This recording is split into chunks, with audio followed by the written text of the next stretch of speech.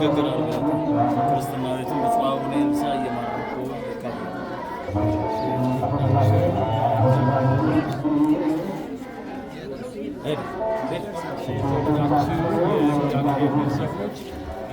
አባታችን ብፁዕ አቡነ ኤልሳ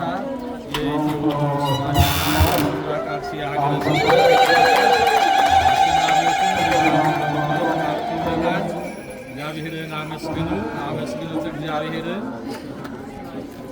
ብፁዕ አባታችን እየተባረከ ነውና ክርስትና ቤቱ